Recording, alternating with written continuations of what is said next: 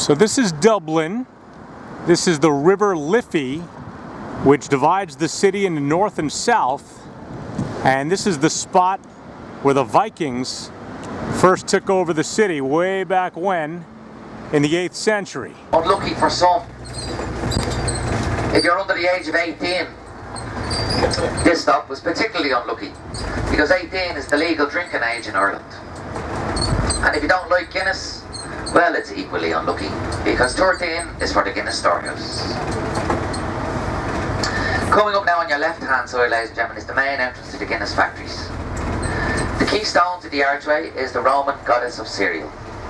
She has a garland of barley around her head and neck. Barley is one of the main ingredients in Guinness. This is the most popular stop on the tour, the Guinness Storehouse, where you could take a tour of the Guinness factory.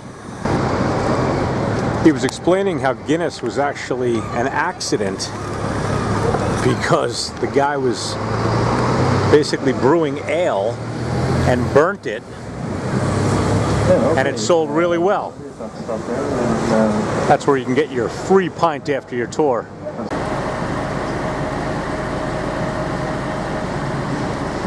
This is the Cullenham Jail, which they just explained to us has a huge history here in Dublin. And a number of people have been incarcerated for a number of things over the years between the 1700s and the early 1900s. And during the Irish famine, people would basically do petty crimes just to get put in here on purpose so that they could eat. The town of the World War, the 34/7.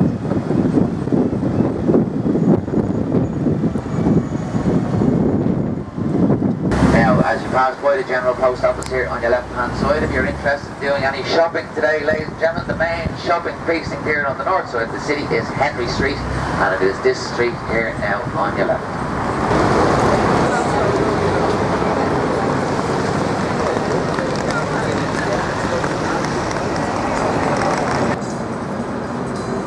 That's the post office, which you can get everything from stamps to cell phones to lottery tickets.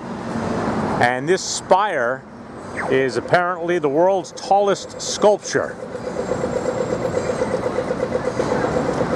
Right off of O'Connell Street is a pedestrian shopping street called Henry Street, and Michelle wants an Irish coffee, so we went eeny, meeny, miny, Madigans.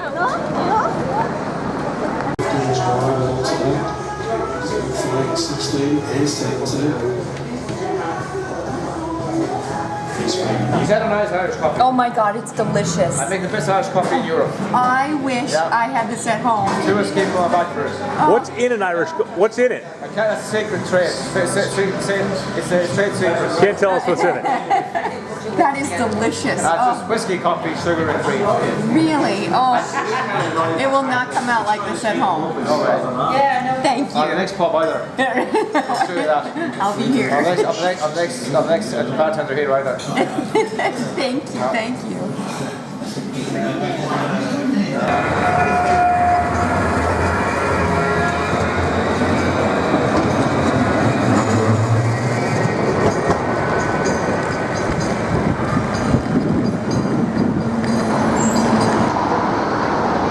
There's Carol's Irish Gifts, where I got a shirt and Michelle got a sweatshirt. McDonald's in the foreground. Walked up and down O'Connell Street, and we're getting ready to hop back on the hop-on, hop-off double-decker bus.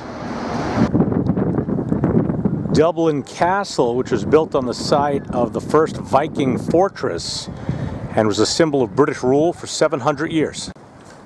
Over the years, it served as the Royal Mint.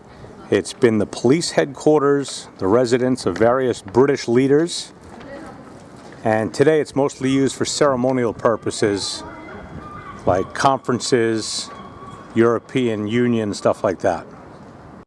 When King John of England first built it in the 1200s, it was supposed to act as a defense center against the current invaders, the Normans, and serve as a seat of government for the English. This is the Record Tower, and it's the only medieval structure that still stands here at the castle. 15-foot thick walls, and it's withstood fires and all kinds of warfare that took everything else down. They say it's actually the only medieval structure still standing in all of Dublin. Christ Church Cathedral also dates back to medieval times, about 1030, although the present structure dates back to the late 1800s and whatever construction they're doing on it today.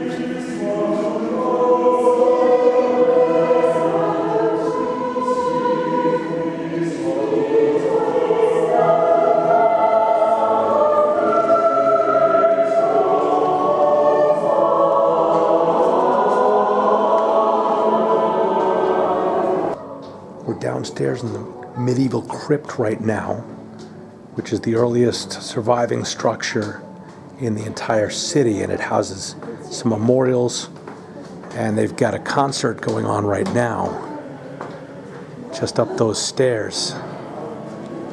A book compiled in the 1500s. This collection of plates was presented by King William III and Queen Mary to the cathedral following his victory at the Battle of Boyne in 1690. Steve reproduced the original designs of the tiles, and he added a synod hall linked to the cathedral by a bridge.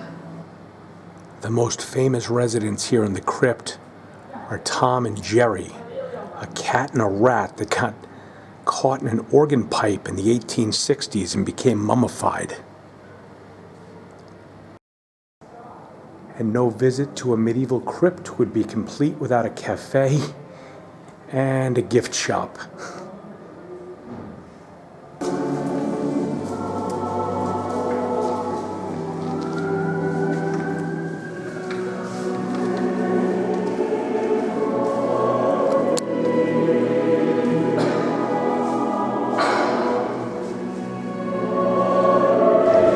So that Strongbow was the leader of the Anglo-Normans who captured Dublin back in 1170, and he was buried in the cathedral in 1176. The cathedral is attached to what's called the Dublina by this bridge, which is modeled after the Bridge of Sighs, and this is the Dublina over here, which is now a museum which takes you from Viking times right through to present-day Dublin. Since the bus tour, we've done quite a bit of walking, and it's time for a little rest in St. Patrick's Park, right next to St. Patrick's Cathedral, which is Ireland's largest church. The original building was just a wooden chapel, and it was founded right next to a sacred well where they say St. Patrick baptized converts around the year 450 AD. Around the turn of the 20th century, they dug up a stone slab with a Celtic cross which was covering the well that St. Patrick used to do his baptisms, and that slab is now inside the west end of the cathedral's nave. A pedestrian bridge is called the Millennium Bridge, just like in London, built in 2000. If you cross that bridge down the road, that brings you what's called Merchants Arms. This one coming up is the Wellington Bridge. Next up will up there will be for stop number. So just like in Cork yesterday, the River Liffey is a tidal river. Okay, yes. So it's a lot lower now than it was when we passed here earlier today. And up there to the right, if you look up the garden there to the right, that is the garden of remembrance, and that's to remember all those who fought for Irish freedom over the years. And a very poignant moment happened in 2011. Queen Elizabeth II laid a wreath to those people. Now we're heading up to stop at number 3, which is for Trinity College, Granville Street area of Dublin.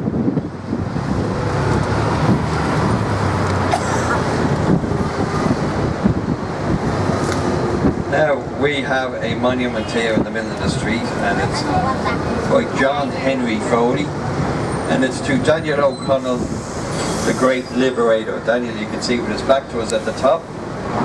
And Daniel O'Connell got an act passed in Westminster in 1829 and it was called the Acts of Emancipation. What that did was it lifted the penal laws against the Catholics both here in Ireland and in England. And what that meant was we could now build our churches on the main street.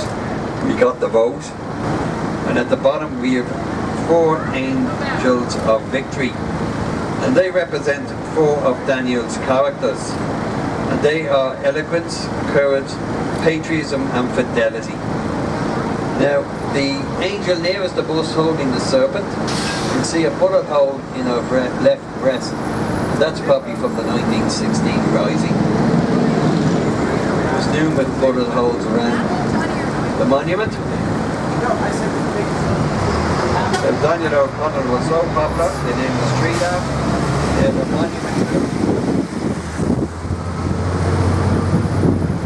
Now inside there is a beautiful book of the New Testament.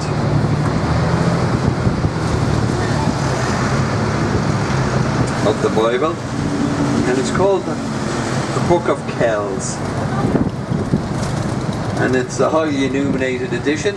It's written on calfskin back in the 9th century, and you can go in there and see it. They used to only display 2 pages of it, but they display 4 pages now because they split the book into 2. It was originally written on the island in Scotland called Iona, but that was being attacked by Vikings. So they sent the book to Kells in County Meath, and it ended up here in the college. So this is Trinity College. It was established in 1592 by Queen Elizabeth. It's Ireland's oldest university, and it houses the Book of Kells. The book is in the library. It's a medieval copy of the 4 Gospels, and probably one of the more sought after sites in Dublin, hence the long line here. No, thank you. A couple of weeks before our cruise, gay marriage became legal throughout Ireland, and in fact on the first day of our cruise, we found out that the Supreme Court made it legal throughout the United States as well. This is the first Parliament building built in Europe, completed in 1739. It had the House of Lords and House of Commons. Now it serves as the Bank of Ireland, and we just went inside, and it is literally a bank with people waiting online for money. Nicer on the outside than the inside, as Michelle pointed out.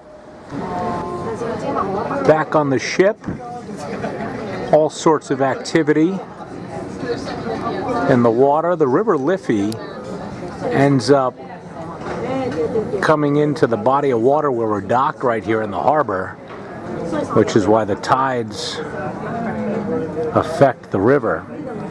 That looks to be a soccer stadium of some sort. I'm assuming it's a soccer stadium or football stadium. Shooting this from the buffet up on the 16th deck of the ship.